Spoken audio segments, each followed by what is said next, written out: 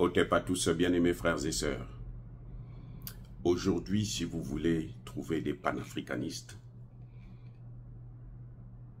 vous allez les chercher sur Afrique Média, sur For You Media, sur New World TV notamment. Là, il y a un qui est incontestable, que je soutiens d'ailleurs, l'ambassadeur Kegeyou Sogoi. Voyez, mais sinon, vous allez sur Afrique Média, pour la plupart, ce sont vraiment des panafricanistes. Pourquoi je dis ça? Parce que eux, ils n'ont pas encore été mêlés. Peut-être qu'ils le seront demain, mais quand ils le seront là, si nous constatons, on va vous le dire. Si nous le constatons, on va vous le dire. Je vous ai dit comment fonctionne l'impérialisme en ce net moment. C'est que ils n'ont plus besoin de liquider, de neutraliser les leaders, mais ils ont besoin de faire, de fusionner avec les leaders. C'est ce que Macron, le mot là, Macron qu'il a sorti en ce qui concerne l'armée. Il va fusionner les armées africaines avec l'armée française.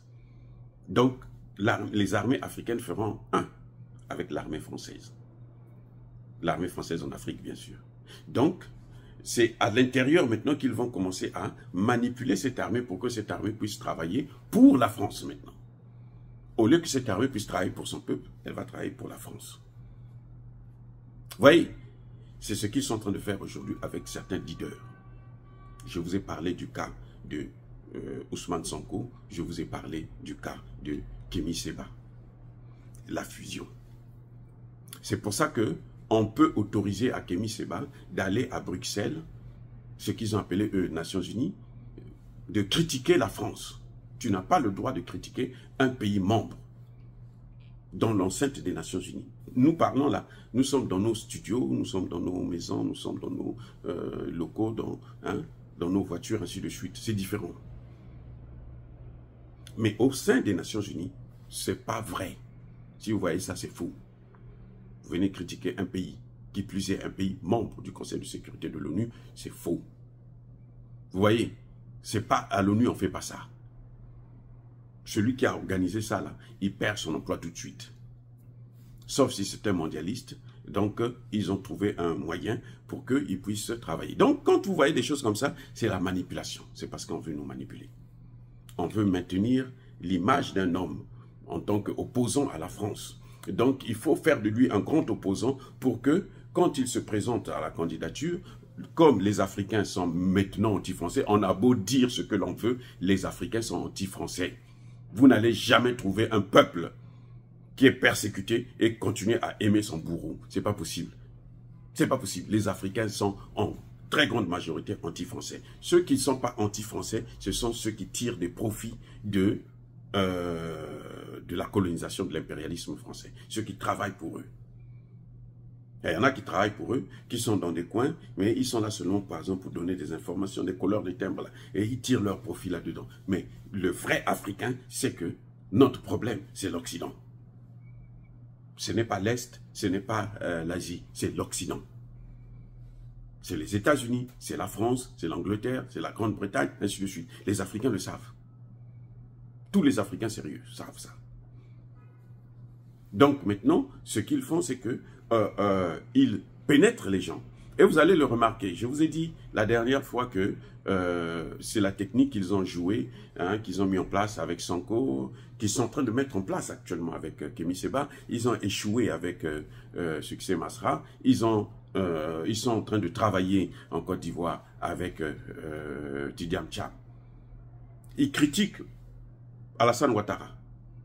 Et la nuit, ils sont ensemble. Parce qu'ils appartiennent au même maître. Et l'une des remarques que vous allez faire, c'est que ces gens-là, en général, ils sont très tolérants.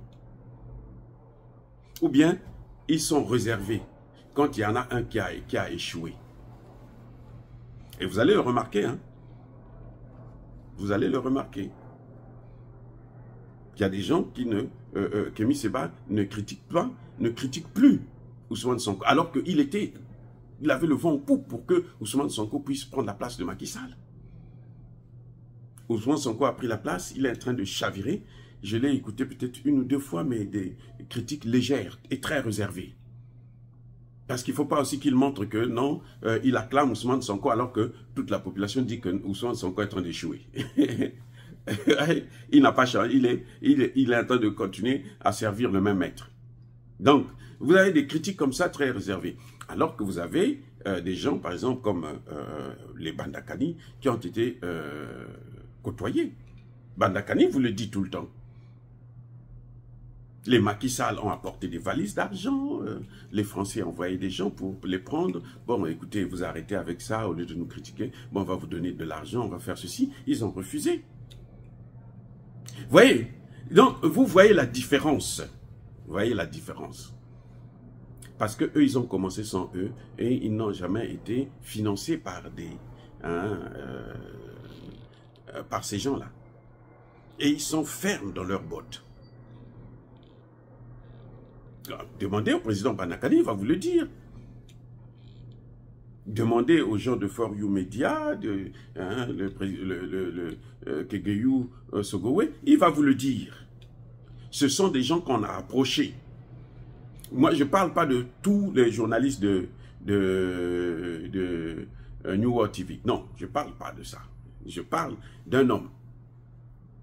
Parce que les autres journalistes, là, bon, je me méfie un peu. Je suis très réservé. C'est vrai que je les aime bien, ils font un travail formidable, mais je me méfie un peu. J'ai beaucoup plus confiance sur Kegeyu, qui a pratiquement toujours la même ligne, le même comportement, les mêmes gestes, les mêmes faits, la même tonalité, la même force, la même persévérance. C'est comme le président Banakali, c'est pareil. C'est comme tout ce que vous voyez là, les Bertrand Tatinda et tout, vous avez la même ligne de conduite. Là, vous savez qu'eux, ils sont encore avec nous. Quand ils ne seront pas avec nous, là, vous allez voir, vous allez le sentir, vous allez comprendre. Mais en général, ce qui fait ça, c'est la précipitation, le manque de patience. Parce qu'on se dit, le combat, quand tu le mènes sans l'Occident, c'est très difficile d'accéder au pouvoir. Le meilleur exemple, c'est celui de Gbagbo. Mais on accède toujours. Parce que c'est un destin c'est un destin. Donc, le destin de Dieu, personne ne peut le modifier. Maintenant, on le modifie soi-même parce qu'on se précipite. On va maintenant voir l'ennemi de la nation.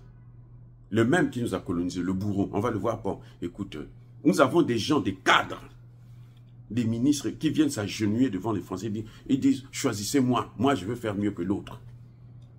Nous avons des cadres comme ça. Et ça, c'est dur de réussir.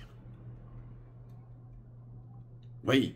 Donc, c'est des gens qui aiment la facilité, ou parfois, ils sont fatigués du combat, ils ont trouvé que bon, ça n'avance pas, alors que nous, on veut atteindre tel objectif, ben, ils passent par des moyens qui ne sont pas catholiques, quoi. Voilà. Donc, bien aimés frères et sœurs, c'était pour vous expliquer un peu, pour vous montrer un peu comment on reconnaît un vrai panafricaniste et un panafricaniste qui a... Il commence bien, c'est là le gros problème, il commence bien pour la plupart, mais après il termine mal parce qu'ils sont pressés, parce qu'ils sont fatigués. Puisque donc quand tu n'es pas avec ces gens-là, ils te fatiguent. Il te fatigue. Je dis bien, il te fatigue. Si tu n'es pas fort, moralement, toi-même, tu vas craquer. C'est ça le problème. Oh, bien aimés frères et sœurs, encore une fois de plus, soyez bénis, abondamment bénis par le Dieu de Kémite et par nos ancêtres évangélisés, mais que tous ceux qui persécutent le continent africain, le pillent et le déstabilisent, qu'ils soient noirs, blancs, chinois, arabes, juifs, indiens, ou qui qu'ils soient punis, maudits, foudroyés, neutralisés, écrasés, effacés par le Dieu de Kémite et par nos ancêtres évangélisés. Vive l'Afrique éternelle, j'ai dit et j'assume.